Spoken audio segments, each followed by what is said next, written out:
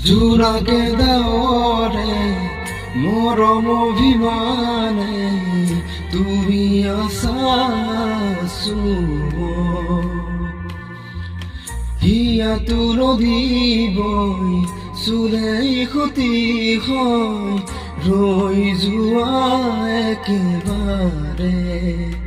তুমি সবুধ তুমি কোলাহল তুমি এই জানা